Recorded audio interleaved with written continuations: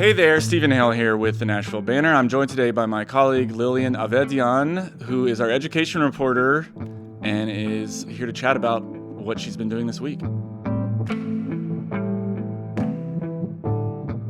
How's it going? Hey, Steven. I'm doing pretty well. End of a pretty busy week, so I'm looking forward to the long weekend. So, before we get to education stuff, my kids were actually late to school this week because their father turned on the Winter Olympics downhill skiing one morning. Have you been watching the Winter Olympics at all? I have not been watching the Winter Olympics at all. None of them. None of it, which is actually surprising because usually I'll watch at least like the opening. So you haven't been watching the Winter Olympics. Yeah. There's still plenty of time to correct that, by the way. I think they're on for like another week or whatever. But you and I did end up having a short conversation at a staff meeting the other day because I think I was rambling on about how there are all these pairs of athletes in the Olympics, like in mixed doubles curling or figure skating or whatever. Yeah. And I've been having a lot of fun going online and seeing everyone trying to determine what the relationships between these pairs are. Are they siblings? Are they married? Are they just friends, but they could be a friends to lovers situation? And you mentioned that this is a pastime of yours too, that you're doing, shipping athletes and trying to figure out what they think about each other. Oh my goodness. Yeah, I mean, I think as someone who knows very little about sports, doesn't really watch a lot of sports, I think it's the most fun part is like the cultural part of like who's dating who and sort of like figuring out those connections. Well, and this really has kind of taken over the Olympics because on top of just us guessing which figure skaters might be in love, there's this it was the biathlon, I want to say. Have you seen this? A guy got the bronze medal in the biathlon, I think I'm right in saying. And in the interview afterwards, he confessed that he had cheated on his girlfriend, but he was very sorry. And he was so devastated, and he hoped that she would take him back. Oh my gosh. And we can correct this if I'm wrong, but I do think that the answer we've now learned was no. And so I think now he's maybe regretting doing that on television. But that was amazing. And then also there was a proposal after one of the skiing events. It's really? Yes, one of the American skiers. She's Breezy Johnson, I believe is her name. And this is a Winter Olympics podcast, right? Is that correct? Breezy Johnson. She's been in a bunch of events. She's done very well, but she crashed, I think the downhill skiing or something. And then after that, her boyfriend proposed to her. Oh my gosh. So, okay, this love is in the air. It's Valentine's week. Yes. This really incentivizes me to actually go watch the Winter Olympics, or at least watch that video of the proposal. There are heated rivalries everywhere you look. So, yeah. So you've been on the Hill this week, the state legislature. I've been on the Hill. What's going on up there? It's been busy. Probably why I have not had time to watch the Olympics. Right, that's true. I'm up Fair on enough. The Hill. We're a few weeks into session this year. We're sort of in the thick of committees right now. And I exclusively cover like education policy on the Hill. And even that is like hundreds of education bills on its own that I'm trying to keep track of. Right. So there's a lot happening. And there are, and I confess I didn't even realize there's some of them, but there are the big education committees in the House and Senate, but there are these subcommittees that, have other kind of get more specific areas like instruction subcommittee and things like this. So yeah, you're drinking from the fire hose. That's right. What's been most interesting, or what have you been spending much of your time on up there while you've been up there? Yeah, so I've been up there almost every day this week, going to those subcommittees and committees you mentioned on both the House and Senate side. And like I said, a lot of education bills. There's sort of a few buckets of themes around education that I'm noticing with the bills that I'm paying attention to. Big one, obviously, is vouchers. Yeah. It's kind of the word of the year. So lots of conversation around vouchers in the past few weeks. I want to come back to vouchers because I know that's been something you've been reporting on. What are the buckets? What are the different buckets? Sure. Okay. This won't be comprehensive. That's fine. Like I said, yes. a lot of bills. Yes, we won't hold you to it. But in general, yeah. how are you breaking it down? Well, I guess you could say there's sort of one bucket that's like curriculum, content, what students are learning. I would say there's one around student health, wellness, the things that kind of support kids in the classroom. I would say there's sort of school safety is another big one. Yeah. There's a lot. Yeah. So vouchers, what's the deal with vouchers? I know that there was a big voucher bill, was it last year or 2 years ago, that was passed, and we're back to it again. So what's going on? Back to it again. So the General Assembly passed a bill last year that created the first statewide universal voucher program in the state, which means that any student, regardless of your income level, has the right to apply to this program. And if you get in, you receive around $7,000 worth of public funds to pay for private school tuition and expenses. The program went into effect this year with a cap of 20,000 available vouchers, which means that about 20,000 kids are going to private schools this year using those funds. Like I said, it's been a big topic of conversation, lots of strong opinions on both sides.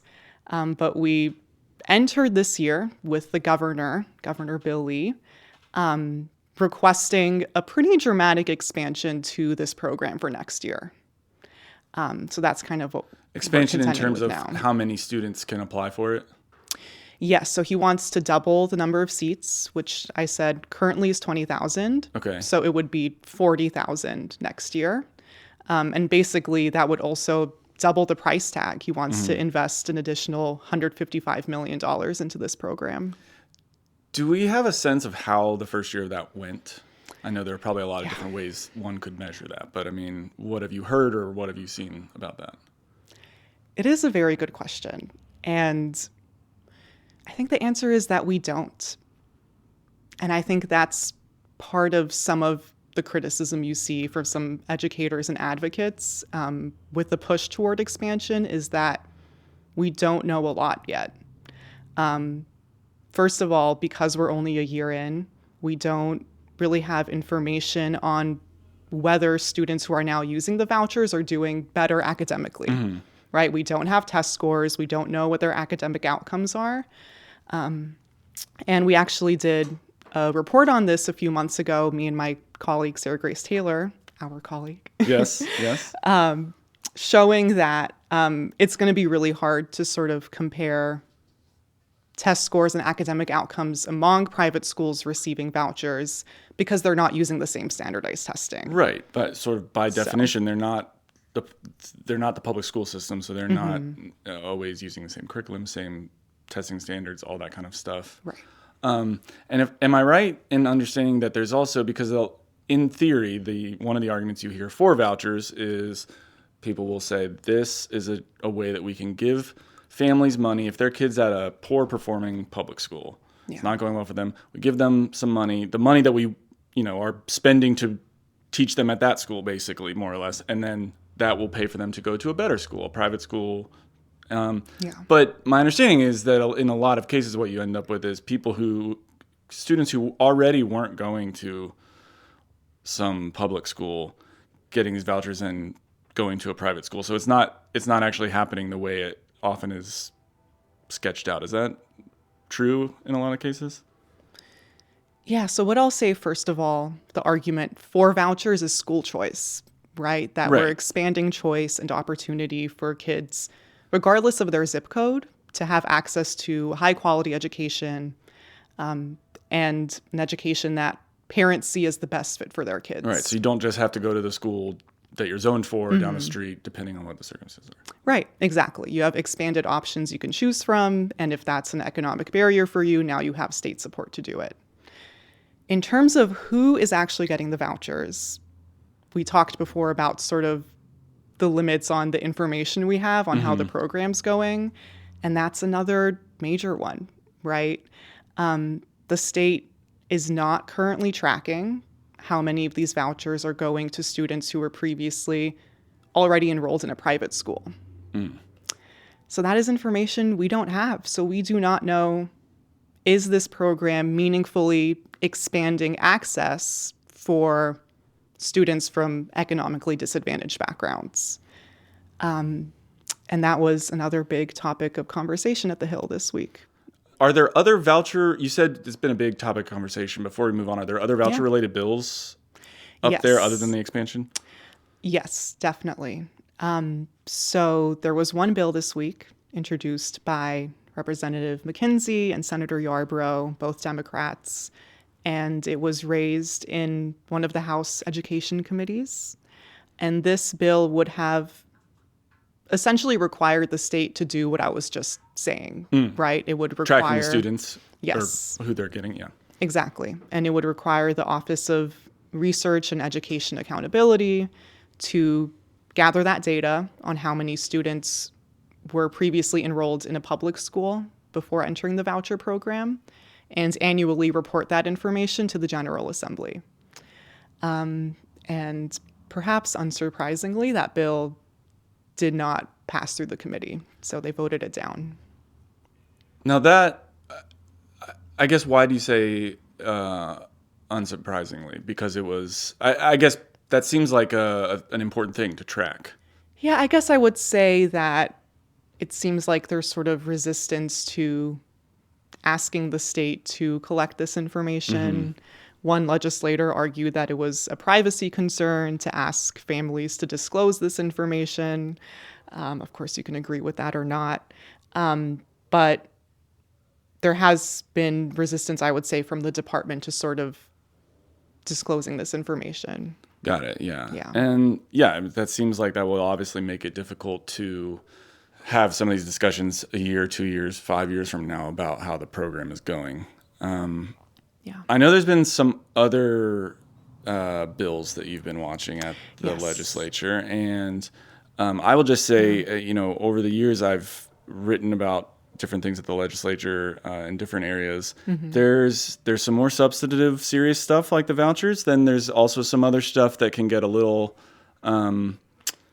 what's the word? Wacky, tangential, off into the weeds a little bit. Yeah. A lot of times the people pushing it seem to care a lot about it. But there's a few bills that I would put in that category. I know there's one regarding the 10 Commandments and another one regarding communism. Why don't we start 10 Commandments? What's up with the 10 Commandments? Let's do it. First of all, can you name the 10 Commandments? Oh, goodness. No, I cannot. I wonder what. Way to maybe put me on the spot. Well, I mean, I can name a few, but I wonder if a good thing to ask some of the lawmakers would be if they can name all 10. That would be fun. Anyway, what's the deal with the 10 Commandments? The deal with the 10 Commandments. So first of all, I will say this is not our first time here. Like we've been here before. And I've only been in Tennessee at this job for 6 months, but I know that prior to my joining, similar bills like this have been raised. But essentially, this bill, which was introduced by Representative Hale and Senator Pody, who are both Republicans, would allow public schools to display the 10 Commandments on campus. I will say, important distinction, it would not require them to do so. So school districts could decide, we don't want to do this. We're not going to display the 10 Commandments. So in that way, they have sort of argued in discussions in the past weeks that it's sort of giving control back to local school districts to make these choices. Right. Yeah. So there was definitely some opposition, particularly from Democratic legislators, that this would be exclusionary towards students who are of different faith backgrounds. I think what we sort of saw with discussion around this bill, and I should say that it did pass in the House floor session this morning. So now we're just waiting for it to get on the calendar on the Senate side and see how the vote goes there. So there was a pretty lengthy discussion on this in one of the House Education Committees, where they basically consulted with the council who was present on how to move forward with this bill. Because we've seen in other states... Do you mean legal counsel? Yes. Yeah. Because we've seen in other states who have tried to push forward similar bills that often lower courts will find that it's not constitutional, right? That it violates the Establishment Clause of the Constitution to allow public schools to do this. It's giving preferential placement to one religion over others, right? Yes, exactly. So it seems like the way that they're trying to sort of get around that is to say that this is a historical document, that you could hang it up alongside other historical documents like the Constitution, like the Bill of Rights, and that it has like an educational purpose for students.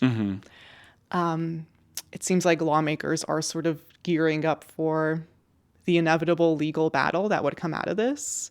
There are similar bills right now in Texas and Louisiana that have sort of gone through the courts and are now being heard by a federal appeals court. And so this sort of seems to be modeled after those kinds of efforts. Yeah, I'm sitting here thinking, like, because part of me is wanting to, was about to say, okay, I won't make you talk about this for too long because it's not the, I was going to say it's not the most important. Again, these things are important to the people who propose them in a lot of cases, and, so be it. But it's not the most substantive policy question that you're covering, and you do a great job getting into that stuff.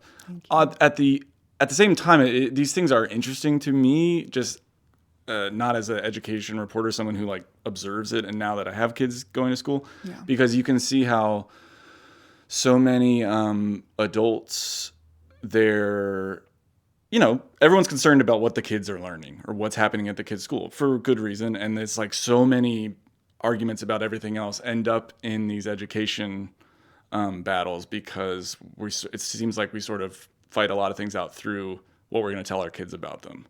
I feel like you see it with whether it's vaccine policies. There's been a lot of discussion about that. There's discussions about religion and how we teach it, how we talk about it. The other bill that I was going to bring up is this bill that has been proposed to require, and I'm not going to be able to quote it directly, even though I do actually have notes in front of me for the first time. But it's this bill to require that the history of communism be taught and to kind of standardize how that is taught. Yeah. Were you in the committee for that one? I did watch the video of this one, which is why I have these notes. But so you watched that discussion too. Do you think I'm doing a good job summarizing? You're doing a perfect job. Okay. You're doing a perfect job. But yeah, so tell me a little bit about that. Gosh, yes, that committee discussion. So basically, the representative who proposed this bill wants to, like you said, standardize instruction on communism across the state, honor the victims of communist regimes, and sort of make sure that kids who have, his argument was that the generations after the Cold War have sort of forgotten about what happened after World War II. When you say the victims of communist regimes, because I remember him bringing this up, I think he may have used the word atrocities, but he's talking about whether it's massacres by the Chinese government or other communist governments who have killed lots of citizens, basically, is what he's talking about. I am going to assume so. Yeah. That was not ever clarified in the discussion. So. And one of the things that I will say that Representative Barrett said that I did chuckle at, because I do think there's some truth to this, is he said something along the lines of, I don't think he used the phrase kids today, but basically the younger generation, history starts at 9/11 for them. Yeah. Partly that's because of age, if your life started around 9/11. And he talked about how it's been a long time since we've updated these curriculums. And so there's, and that kind of makes sense to me. But the pushback to that was from Representative Gloria Johnson, who is a teacher and was essentially like, we already teach about this. Yeah. And, she pointed out that kids are required to take coursework on the different kinds of government structures, about democracy. They also learn about fascism and monarchy. And she was sort of like, why are we putting communism above these other forms of government in our instruction? And she also noted that it's yet another sort of burden on what teachers are expected to fit within a certain number of hours in the school day. Yeah, and it also seems like another tripwire for teachers. We've had these bills in the past about like, well, it's this makes it, whether it's criminalizing it or fining or whatever, like this is supposed to ban mention of this or discussion of that in the classroom.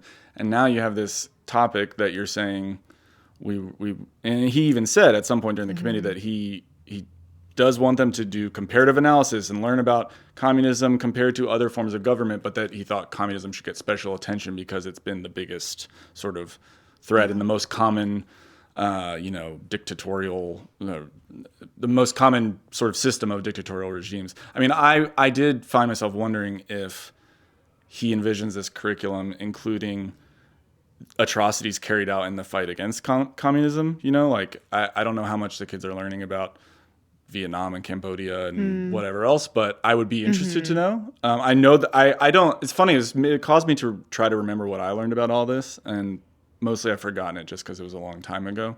But I do know that there was a point in my adulthood when I realized a lot of things had been left out of my education previously. I don't remember it being the idea that communists were bad. I felt like that was kind of hammered in, but I don't know. Everyone has different experiences. So is there anything else that has been going on up on the Hill before we let you go? Those are kind of the highlights at the moment. I mean, like I said, there's a lot of bills to come. We're still in these committee discussions. So there's going to be more to talk about very soon. Great. We'll come back and we'll do it again. Yeah. Thank you all for listening. We're a production of the Nashville Banner and produced by Andrea Tudhope, who was pulled over by the police today and let off with a warning. What? See you soon.